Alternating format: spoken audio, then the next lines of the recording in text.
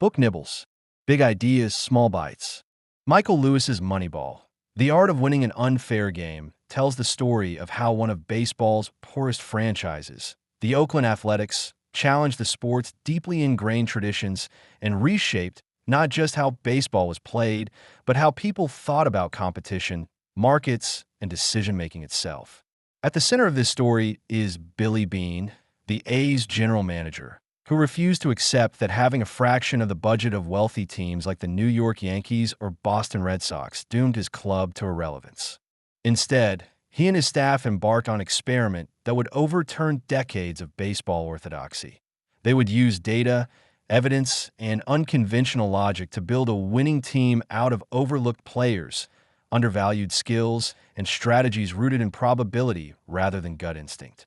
The book is both a portrait of Beane's relentless, often volatile personality and an exploration of the broader theme of how human biases and blind spots distort decision-making. The story begins with the crushing reality of the financial landscape in Major League Baseball. The Yankees, with their enormous market and endless television revenues, were able to spend over $120 million a year on players, while the A's payroll sat at about a third of that. To even think about competing with such an imbalance seemed absurd. Yet in 2002, the A's won 103 games, as many as the Yankees, and made the playoffs. The paradox, how a team with so little money could win so many games, forms the beating heart of the book.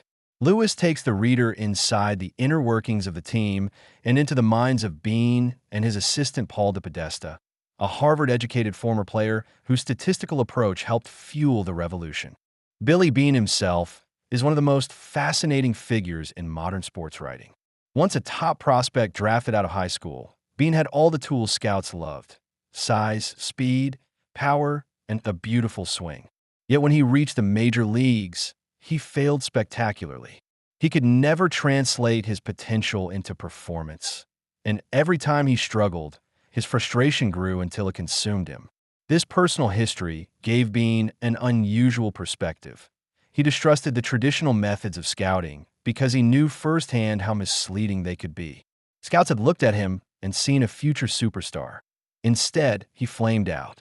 That humiliation and insight fueled his later conviction that intuition and appearances were unreliable guides.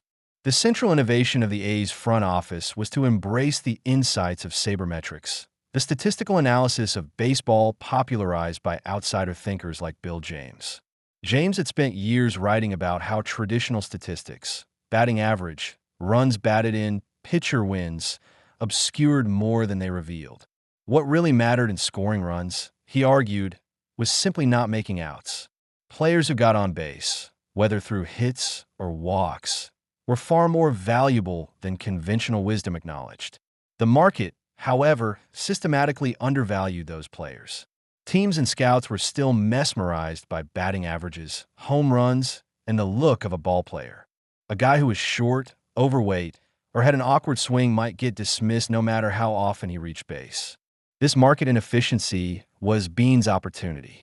Since he couldn't afford superstars, he needed to buy skills that other teams ignored. That meant signing players who didn't look the part, but who consistently contributed to wins in ways that weren't obvious to most eyes. Lewis illustrates this with the story of players like Scott Hatteberg, a once promising catcher whose arm injuries had left him unable to throw. No longer useful in his old position, he was discarded by other teams. But the A's saw that his extraordinary patience at the plate, his ability to draw walks and get on base, made him extremely valuable as a hitter.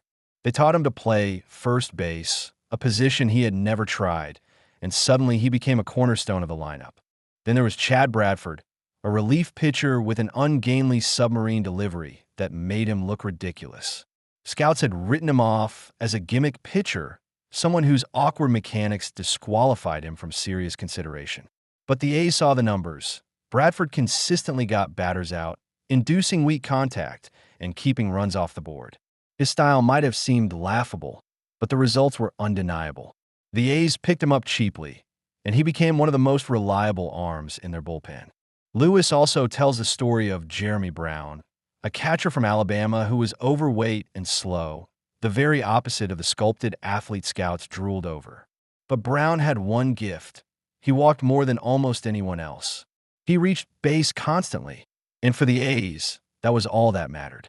To the scouts, he was a joke. To Beane and his staff, he was a hidden gem. Brown became a symbol of the philosophical war between old-school baseball men who trusted their eyes and guts, and the new-school number crunchers who trusted the data. Throughout the book, Lewis emphasizes how radical and uncomfortable this shift was. Scouts, coaches, and even players resisted the new approach because it challenged the very identity of the sport. Baseball had always celebrated intuition, tradition, and the romance of the game. To reduce it to math and probabilities seemed sacrilegious. Yet Beane didn't care about tradition. He cared about winning, and the only way to win on a shoestring budget was to exploit the inefficiencies in the system. One of the most powerful sections of the book deals with how humans are wired to misinterpret randomness and probability. Lewis uses examples from psychology to show that people overestimate their ability to detect patterns, cling to stories that make sense emotionally, and ignore data that contradicts their beliefs. This cognitive bias is everywhere in baseball. Scouts fall in love with a player's swing or physique. Managers focus on whether someone looks confident, and fans remember dramatic moments instead of long-term performance. But numbers don't lie. Over time, the player who consistently gets on base is more valuable than the one who occasionally hits a towering home run. The 2002 A's season provided a dramatic demonstration of this philosophy. After losing stars like Jason Giambi and Johnny Damon to free agency, most analysts assumed the team would collapse. But instead, they patched together a roster of misfits, undervalued players, and reclamation projects, and they thrived. The most famous moment came when the team won 20 straight games, setting an American League record. The streak culminated in an unforgettable game against the Kansas City Royals, where the A's blew an 11-run lead only to win on a walk-off home run by Scott Hatteberg, the very player no one else wanted.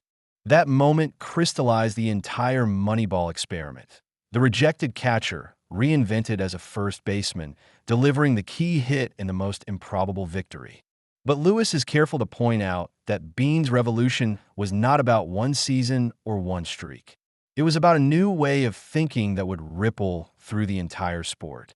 Other teams quickly noticed the A's success and began to copy their methods. The Boston Red Sox, for instance, hired Bill James as an advisor and built a front office full of number-savvy executives. Within 2 years, they won the World Series, breaking the infamous curse of the Bambino. In a very real sense, Beane's ideas paved the way for that championship, even if the A's themselves never managed to win it all. The book also explores the personal side of Billy Beane. His temper, his competitiveness, and his refusal to watch the A's games live because he couldn't stand the stress make him a complex figure. His failure as a player haunted him, but also drove him to ensure that the same mistakes weren't repeated on his watch. He didn't want to draft players based on appearances or charisma. He wanted evidence. The story of his own disappointment gave him the resolve to reject the mythology of scouting and embrace a colder, more rational method. Lewis doesn't shy away from the limitations of the Moneyball approach. Data can tell you a lot, but it can't capture everything.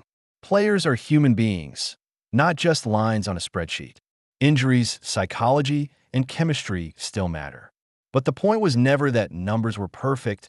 It was that numbers were better than the flawed instincts people had been relying on for a century. The inefficiencies the A's exploited were temporary. Once the market corrected, the advantage would diminish. Yet the broader lesson endures. In any system, whether baseball, business, or life, those who question assumptions and look for hidden value can find ways to compete against overwhelming odds. By the end of the book, it's clear that Moneyball is not just about baseball. It's about markets, inefficiency, and human nature. It's about how biases distort judgment, how tradition resists change, and how innovation often comes from outsiders with nothing to lose. Billy Beane and the Oakland A's may not have won the World Series, but they changed the game forever. Their willingness to trust numbers over narrative, to embrace the unglamorous, and to find beauty in walks and groundouts is a lesson in seeing the world differently. Michael Lewis crafts the story with his trademark wit and clarity, making complex statistical ideas accessible and compelling. He populates the narrative with vivid characters, Beane, De Podesta, Hatterberg, Bradford Brown, each of whom embodies the clash between old and new ways of thinking. Through them, he dramatizes the larger theme that success often comes not from doing what everyone else does better, but from doing what no one else thinks to do at all. In the end, Moneyball is about possibility. It's about how a small market team with limited resources refused to accept the role of underdog and instead rewrote the rules of the game. It's about how evidence and creativity can triumph over dogma and wealth. And it's about how the lessons of baseball apply far beyond the diamond, reminding us that in any unfair game, the smartest play is not to complain about the odds, but to find a way to redefine them.